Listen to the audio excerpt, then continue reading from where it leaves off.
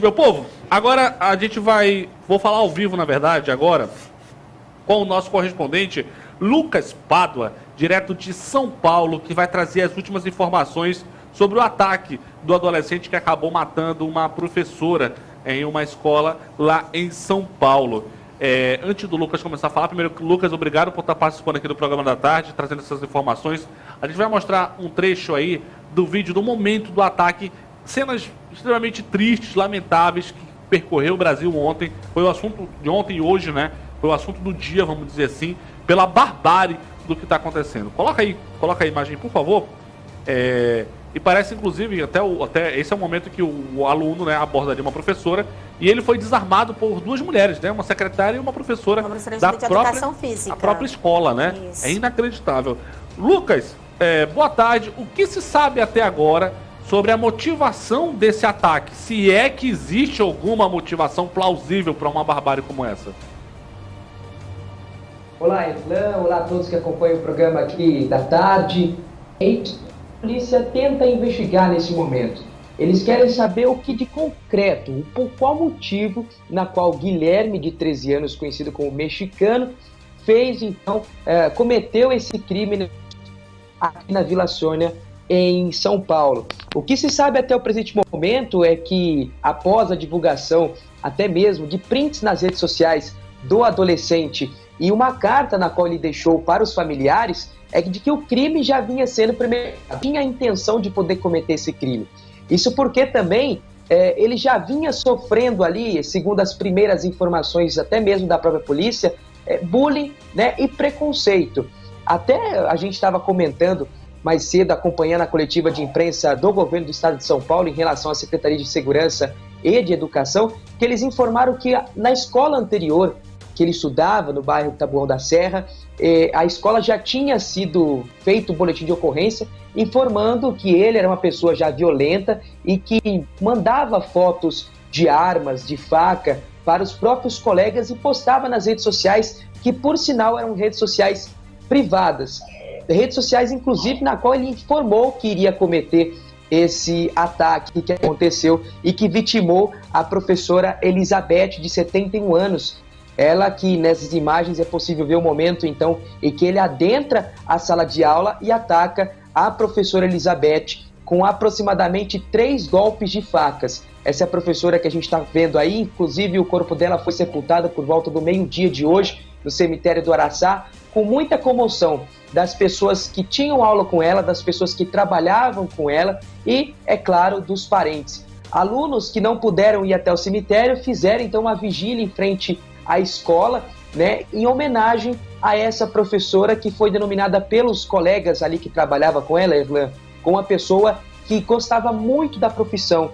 E, inclusive, a polícia trabalha com uma linha de hipótese agora, uma linha de investigação, de que, por ser primeira, né, a ser atingida por esses golpes de facas, porque na sexta-feira passada ele teve uma briga com o colega dele e ela, então, separou essas duas pessoas. Ele teria ficado revoltado com essa situação e assim que chegou por volta das 7h25 da manhã, a primeira pessoa, então, na qual ele atacou foi a professora Elizabeth. Nas imagens, inclusive, você até mesmo disse, Erlan, ele foi contido por uma professora chamada Cíntia, ela que é a professora de educação física e que chegou no momento da gritaria. Ele já tinha atingido a professora Elizabeth e mais 5 pessoas. Inclusive, uma dessas professoras que ainda estava internada já está de alta, né?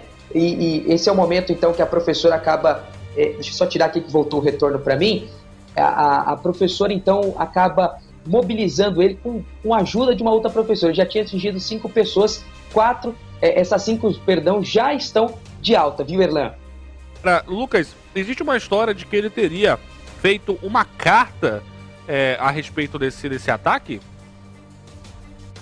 Perfeitamente. Ele deixou uma carta para os familiares. Essa é a carta que o telespectador do programa da tarde vê agora, em que ele pede desculpa à mãe, ao pai, ao irmão, ao tio, dizendo que eles vão se decepcionar com o que vê pela frente. E ele diz também nessa carta, no conteúdo, em que ele já planejava fazer isso desde os 11 anos de idade. Então, por isso que a polícia acredita na hipótese de que o crime foi premeditado. Ele ainda disse no segundo trecho da carta, que é isso que o pessoal vê agora, de que o crime, o bullying e o ódio são os principais fatores para deixar a cabeça de uma pessoa totalmente revirada. Em uma outra imagem, ele desenha uma faca, e numa outra imagem, escorrendo as lágrimas. Até então, muitas pessoas perguntaram, mas e os pais? Os pais se pronunciaram? Os pais falaram alguma coisa? Sim, eu tive acesso, então, ao que disse o depoimento da mãe do Guilherme, de 13 anos, e ela disse que nas últimas semanas ele tinha apresentado sinais de ser uma pessoa mais agressiva, né? E aí as pessoas falaram, mas como é que era a relação dessa criança com os pais? Será que ele tinha uma conversa com os pais? O que aconteceu para chegar nesse ponto? Essa relação entre mãe e filho, né? Até porque, Lucas, a gente percebe que foi divulgado muito que ele já tinha feito alguns quiz de serial killers, de assassinatos. Ele já tinha essa interação nas redes sociais e na própria web de acessar sites que não são permitidos, não é isso? Então, como é que seria assim, essa relação entre mãe e filho? Será se havia uma supervisão? Será se há uma importância dessa família em relação à criação e à saúde mental dessa criança, né, entre aspas? Perfeitamente bem claro, é isso dos pais com essa criança. Ele tinha acesso, sim, às redes sociais, à famosa Deep Web, né, na qual, inclusive, ele pesquisou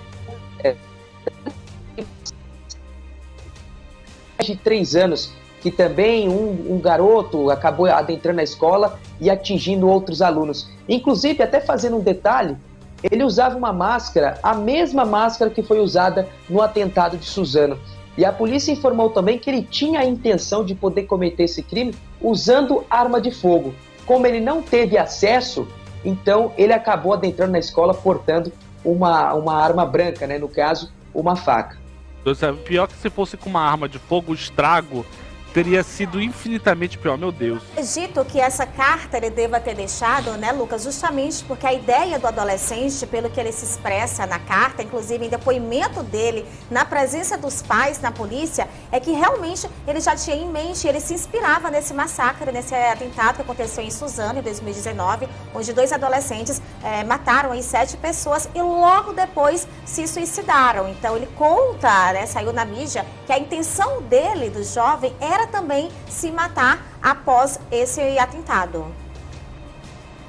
Exatamente, essa é a linha que a polícia também investiga. Afinal, se a gente for procurar a linha de atentado, né, no caso aí do crime, foi praticamente quase a mesma do que aconteceu em Suzano, né? A diferença é que naquele de Suzano tinha 2 pessoas portando, inclusive a linha de investigação da polícia é justamente essa. Será que tinha outras pessoas que estavam ajudando ele? Será que tinham colegas que estavam ali dando suporte? Será que tinha mais alguém de fora dando suporte? Inclusive nos twitters que ele colocou, poucas horas antes dele cometer esse ataque aí, ele disse, né, no Twitter, olha, estou preparado, seja o que Deus quiser, espero que tenha alguma kill, enfim. E tem comentários e curtidas nesse Twitter. E agora a polícia vai investigar de quem é que curtiu, quem é que comentou, qual é a relação que ele tem com esses casos. Será que participaram direto ou indiretamente? São maiores ou são menores de idade? Sendo menores de idade, claro, quem responde são os pais. A escola ou até mesmo a polícia não chegou a ver com antecedência essas mensagens, porque 2 horas antes do atentado aí, o próprio adolescente postou nas redes sociais que isso ia acontecer. Será que não teria aquela coisa de se precaver para que isso não pudesse ter chegado aonde chegou? Isso é uma questão em que muito se comenta, né? Principalmente pelo fato da outra escola, né, na escola do bairro do Taboão da Serra, onde ele estudava, ter feito já um boletim de ocorrência alertando há pouco menos de 20 dias. Então ele saiu dessa escola, foi para essa que fica aqui na Vila Sônia, onde aconteceu o atentado. Então tinha um boletim de ocorrência. Por que não teve um plano de prevenção? E aí entra, por mais que ele tenha postado nas redes sociais, essa rede social principal, ela era bloqueada. Então ele só tinha acesso aos twitters dele quem ele desbloqueado aí essas pessoas que curtiram, que comentaram, é que tinha acesso, ele tinha liberado para que essas pessoas pudessem ver o Twitter. Então a polícia informou que não tinha como ver esses Twitters que ele estava fazendo, até porque o perfil também é falso, não é o nome dele que está ali, é um outro perfil na qual ele se utilizava para se manifestar, a gente pode dizer assim. E a polícia só teve acesso a esse Twitter quando conseguiu apreender o celular dele no dia do crime. Lucas. Em relação ao bullying que ele sofria na escola, né, eu quero até deixar um aviso para os pais que nos assistem agora, porque por muitas vezes o bullying é banalizado, é tido como frescura, e não é bem assim, né, gente? Em depoimento a gente viu que o Lucas, o adolescente, ele disse em depoimento que ele era chamado de rato de esgoto na escola e que teria sido justamente esse o motivo dele ter revidado e chamado o outro amigo de macaco também no momento ali em que a professora que foi morta acabou apartando a briga, né? Então, é essa linha de raciocínio mesmo que a gente segue, o motivo seria o bullying, né? E também o amor dele pelo massacre, né? Pelos assassinatos, que até então ele foi até apoiado nas redes sociais por outros usuários que até então vai ser investigado pela polícia, porque pelo fato do perfil ser trancado e da postagem dele ter sido isolada, então quem curtiu, quem comentou e quem apoiou e até chamou ele de mentor nos comentários também vai ter... Também tem envolvimento, tem né? envolvimento e vai ser investigado. Já puxando essa linha de raciocínio da Amanda, né? Saiu na mídia, inclusive, que ele era chamado pelos amigos de escola também de serial killer. Sim. Inclusive, entre eles, um que ganhou muito destaque, ganhando até um documentário na Netflix. Né? Então, isso é preocupante também. Bem, Lucas, quero agradecer demais a sua participação. Obrigado pelas informações. Qualquer nova atualização relevante sobre esse assunto, você tem total prioridade aqui na nossa programação, tá bom? Obrigado, Erlan. Obrigado a todos que acompanham aqui o programa da tarde. Estaria à disposição sempre que precisar. Obrigado. Obrigado. Bem, isso também serve como um alerta para você, pai, mãe, tio, avó, tia. Preste atenção no que seu filho faz com o celular.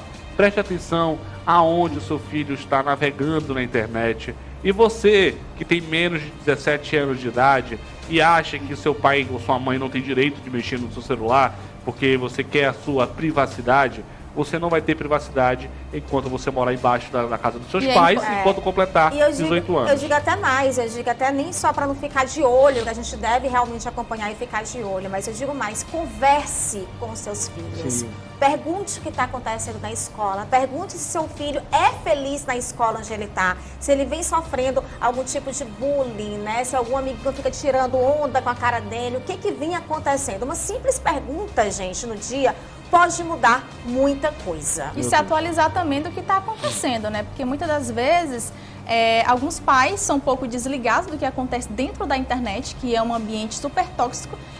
No caso, né, ele tem acesso à Deep Web. Muita gente ainda não sabe o que é Deep Web. É praticamente um esgoto da internet. Então lá acontece de tudo mesmo. Então é importante os pais terem esse tipo de informação, de acesso sobre tudo que acontece, né? Até para se manter informado e também para não cair num papinho de adolescentes dizendo assim, mãe, mas não é bem assim, não é bem assim que eu tô fazendo. Então é importante os pais também terem esse tipo de informação e também estar ligado no que anda acontecendo, desafios mortais. Existem dispositivos hoje em dia no celular, onde você pode acompanhar tudo aquilo que é visto, tanto no computador quanto na internet. Existem ferramentas para esse controle. Então fique atento e o mais importante, converse com o seu filho. Pergunte como foi na escola, como está sendo na escola. Isso faz diferença.